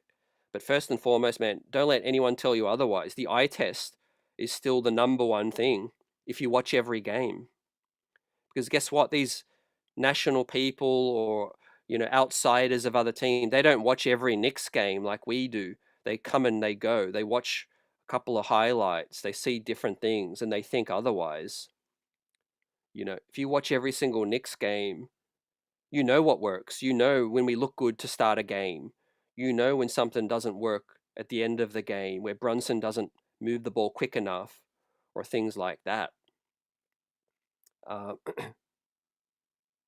But now that we've kind of been 3-4 years in the playoffs, fam, what I rate the highest, fam, is wins and losses versus playoff teams.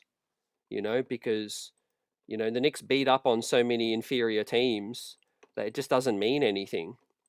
But net rating and plus minus, fam, against top 4, top 8 teams. That's what I look at. And I obviously look at the assists, 30 assists plus.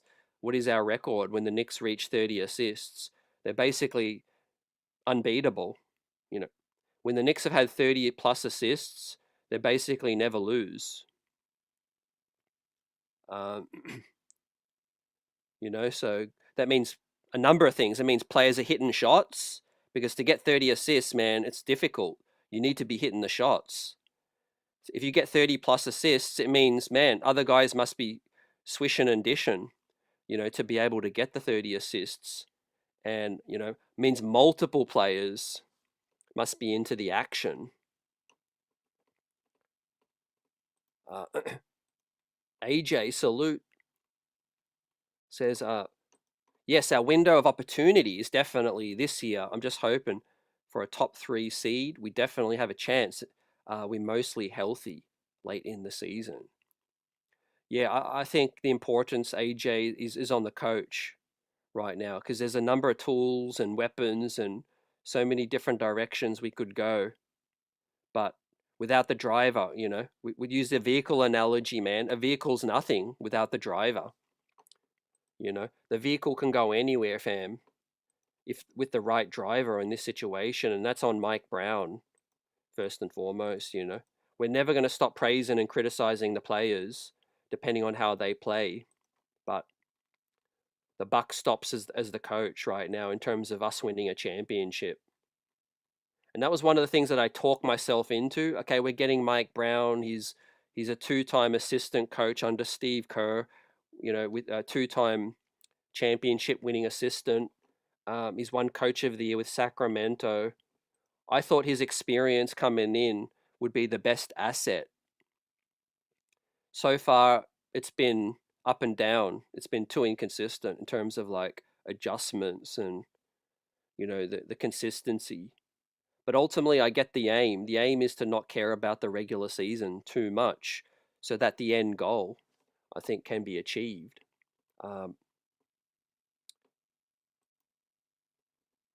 Senior Cruz, salute Hart as a 6th man. We need him as that.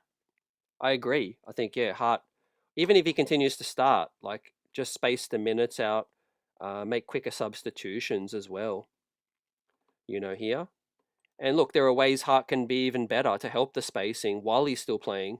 Actually, this is a great play right here. he recognized Cat is just one pass away from Brunson, and what does he do, man? He provides the screen for Cat, right? This is a great play. We need more of this. Brunson, Cat, top of the key. This is what I'm talking about, Mike Brown. Often Cat is more than one pass away from Brunson. Whenever Cat's one pass away from Brunson, it allows Brunson to actually move the ball a lot quicker. And there's nobody impeding his way in this one.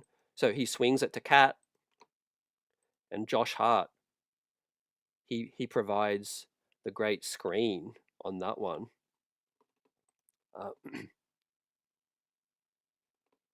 Also, how often do we see Jalen Brunson run the ball up the court this quick? He acknowledges corner guys there, McHale, and he pushes the pace, right? It's the subtle things we could do so much better, right? What do they say? A broken clock is right twice a day, so you can still make it work even if it's fundamentally flawed, but you've just got to execute as well better. And just simple thing, man. We want Brunson to move the ball up a lot quicker. Maybe he's saving up that energy for the playoffs. You know, Brunson knows it's going to be a battle when it gets to the playoffs. Good riddance to Tibbs, says Optimus. Buzzer Beater says, have I considered doing a tag team with Objective Knicks? I have not, fam. I have not. Open to collaborations and all of that, but I haven't really had the time and the willingness to kind of force it. But yeah, if people reach out, definitely open to that. Pudge Forever says, we had our chance last year and we blew it. Hopefully that ain't the case. I'm still optimistic, but yeah, I won't lie. I've thought about it. You know, exactly what you said. I thought about last year and that just being a phenomenal opportunity. You know, a magical run that could have resulted in a championship last year. But if there's one thing that I'm still optimistic about the most is the flexibility we still have. I think guys like Brunson, obviously the contract, Mikal Bridges, OG, they're still under 29. Karl Anthony Towns is not that old. There's some tweaks and changes they can make if they're willing to. Not to say that they're going to do it, but they can, especially with some more first round picks freed up. I mean, we've seen some of the worst contracts get traded, guys, over the last few years. So nobody's untradeable. You can make a trade even with a bad contract. And we do have some flexibility with some great young role players now under good contracts. So that's what I like the most about this front office is that they've given some decent contracts out. They've made some 2 questionable moves with the big 2 splashes, with the Cat for Randall, Dante, and the Macau. But they've made some great pickups with Alvarado now, Tyler Kolek's contract, Deuce McBride's contract, Muhammad Diawara. Those things are going to help us in the future when it comes to some flexibility. If Kolek, Deuce, Diawara, and that are bench rotation players for years to come, that's going to help us significantly, man, with this when it comes to the second apron. If anything, we just need to shed some, some albatross contracts like, Mikal Bridges and Josh Hart right now. That would help us out a ton.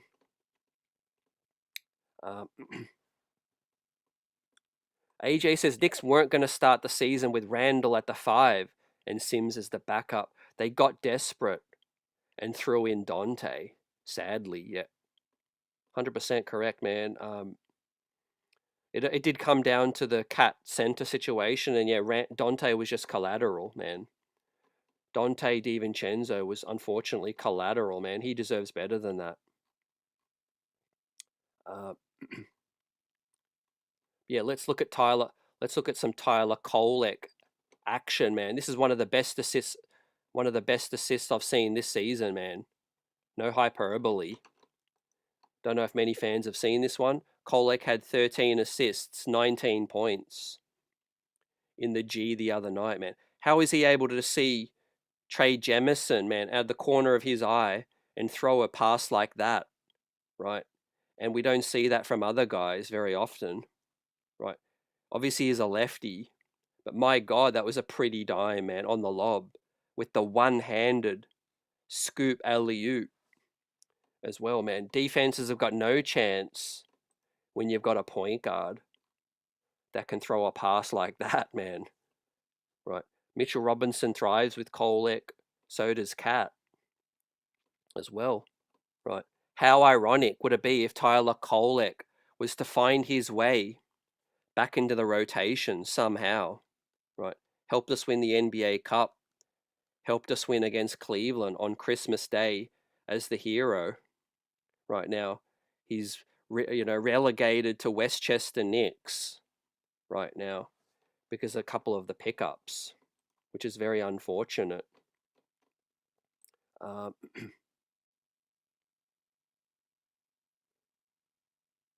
Yeah, what a finish it was against Houston. Well, let's not bury the lead, man. We had a different closing lineup against Houston, fam. So that is actual tangible evidence that there is more possibilities with some lineup changes and finishing in a flurry with a better lineup, man. Better spacing, better defense with Alvarado and a Landry Shamet, fam. According to Tankathon, we might have the 25th hardest schedule. Yeah, I've heard some conflicting things on the fam. I've heard some people say we have the ninth easiest schedule. You're saying we've got the 25th hardest schedule. I think it looks pretty tough. Looks pretty tough on paper and all of that. So yeah, guys are just going to have to produce right at the highest level now. Randy says, appreciate you, man. Just want to say thank you for bringing our team to us. Great job, my dude. Appreciate you for real. 100% appreciate you too, fam. And yep, definitely love to see you hanging out with us. And I appreciate your thoughts on this situation. Yeah, it's been a tough season so far, and just a different feeling because I'm still feeling optimistic, but I'm like hesitant. I'm still cautious. And it's just things are changing day to day, fam. You got Cleveland looking better with James Harden. We don't know what's gonna happen with Boston looking better. Hell, Detroit might regress. Uh, excuse the language and all of that, but I really feel like Detroit might regress when it gets to the playoffs under pressure. We've seen it before. We've seen Cleveland succumb to the pressure. The thing is, when you're so elite in the regular season and then you start to question yourself the moment it's 0-0 again and the playoffs begin. So I won't be shocked if there's real regression when it comes to the Detroit Pistons. But at the same time, I won't be surprised if Boston, as a playoff riser, elevate their level. Won't be surprised if the New York Knicks take it up a level.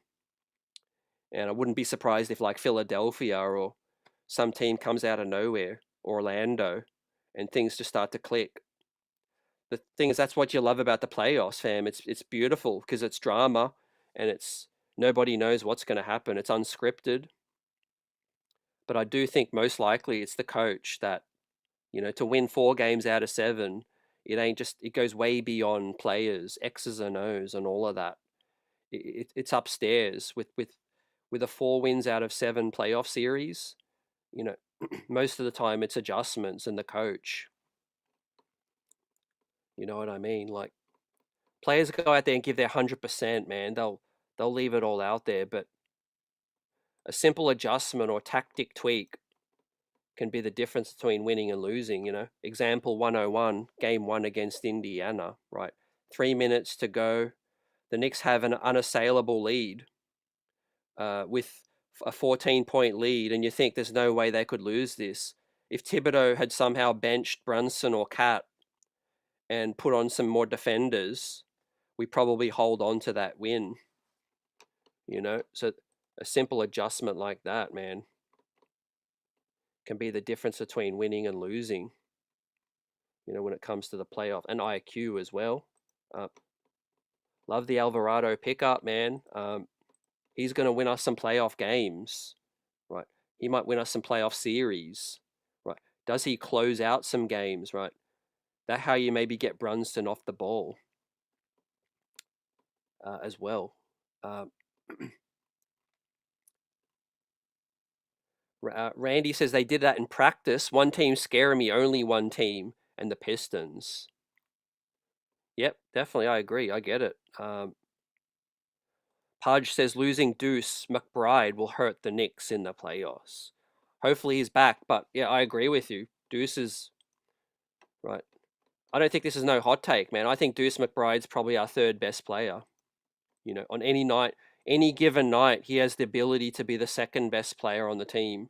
And on any given night, he had the ability to be the best player on that night. Not to say he's better overall, but on that night. And I think those players you can't just replace, you know. Um, there's nights he's put up, what, 20 and 6, 20 and 5, 20 and 7, 25 and 8. Doesn't matter what we need. Deuce will do it. And Brunson needs help, you know. They know what they need to do to slow us down. And you need a Deuce McBride to be a pull-up threat. Josh Hart doesn't do that. Mikal Bridges can't do that. OG can't create offense like Deuce can. So it's Brunson, it's Cat, and it's Deuce McBride, right? He's our third best offensive player. And he's so key, man. I've spoke to other fans of other teams and analysts. They bring up the name Deuce McBride as someone who worries them, right?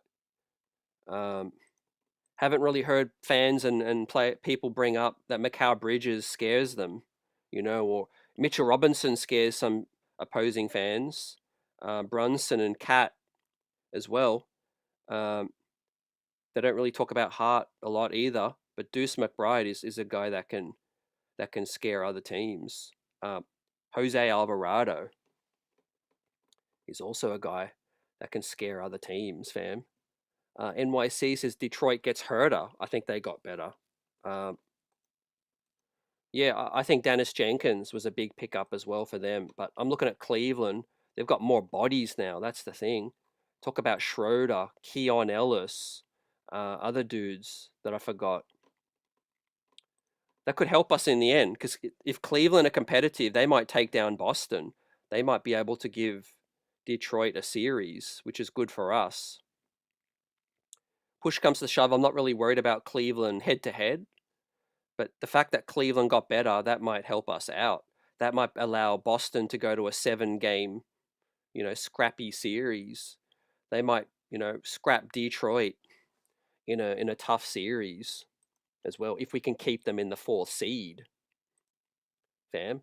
Now, perfect time. Let's do a score check as the New York Knicks are still third in the standings, holding on with a series head-to-head tiebreaker over the Cavs.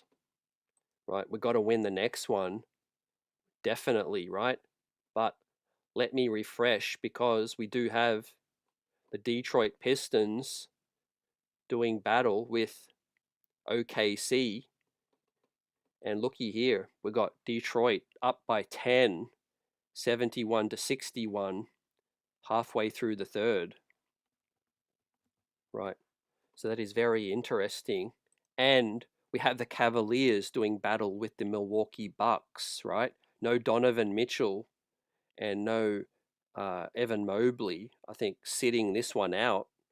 Hopefully the Bucks can get this big win. Freeway Hustler, salute. Spurs proved that the Pistons can be picked apart.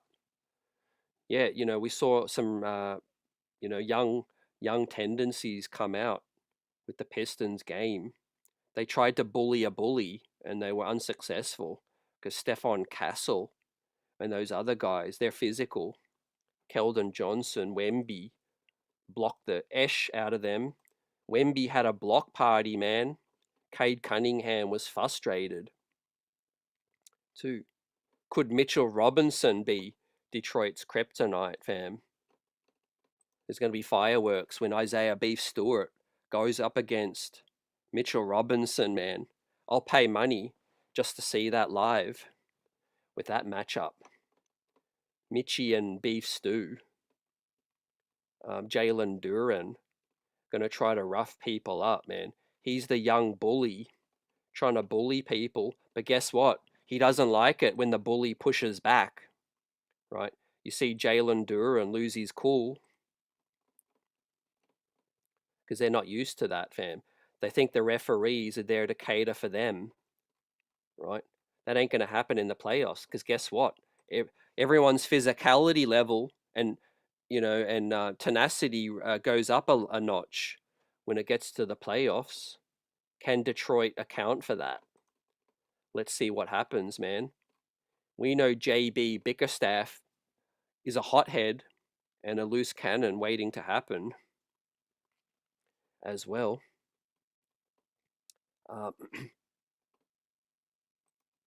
So yeah, look, with that said, man, had a nice session tonight, man, breaking down our inconsistencies and what I think is at the root of these inconsistencies, fam. And I think it's the starting five, right? And it's been going off of reputation for quite a while, but I think we might have reached a point where either players really up their play, physicality, energy levels, and start to hit shots, or we think about a changing starting lineup, right? For defensive, for spacing purposes. Let's see, man, 23 games left. I think it's highly unlikely, but Mike Brown could still do a better job closing lineups, shortening people's minutes, such as Sohan or Hart, Mikal, putting Diawara back out there, maybe Jose Alvarado, Brunson lineups together until Deuce McBride gets back. But if I was the coach and I was going to make a change in the very next game, man, I would do it. Diawara, Shamit, Brunson, OG, and Cat. Just get a look at it. Just get a look at see what it looks like to start the game. Energy levels, defensive levels, and some shooting, right? And then your bench is stronger as well because you've got Hart and you've got Mikal Bridges on the bench that can play with extra pace, move the rock quicker, and all of that. So let's see, man. We've got tomorrow break, and then we're against Milwaukee, right? On the road, right? In Brew City on Friday night, Knicks, 8 p.m. And then San Antonio, Raptors away, OKC. So what a start to a tough stretch coming up, man. We have to win Milwaukee because it's San Antonio where they're going to want revenge again. Toronto in the 6 and OKC. And then you got the Denver Nuggets West Coast trip, man. This is probably the toughest stretch of the season coming up, man. And it's gut check time for our squad. It's gut check time. Buzzer Beater for Life says, damn good show. Appreciate you coming through with the buzz. Randy says, we got Sohan for the Detroit Pistons. 100% agree.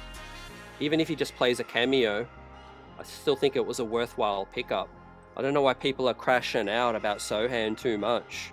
It was still worth the pickup. Brown just got to play the right lineups, and I think he will have an impact for energy, defensive assignments in the playoffs too. New York City Grey says, great show, CT. Let the players coach the team. They know what they need to do. Yeah, I can only hope their experience really comes to the fray, fam. When guys have been down that road before and we've been in the playoffs 4 seasons consecutive now, a lot of these guys got that experience. I think that's our best shot, man, that the players just lock in. But I don't think Mike Brown is going to coach circles around someone. Hopefully he does a better job, but that's not going to be the reason. I think in the end, players got to recognize the situation now. And obviously Deuce McBride coming back. That's going to mask over a lot of cracks, Go back to that vehicle analogy. That's just like getting a brand new set of tires, man. You get Deuce McBride back, and suddenly the luxury vehicle, man, is ready to roll, you know, and get to where it needs to get to.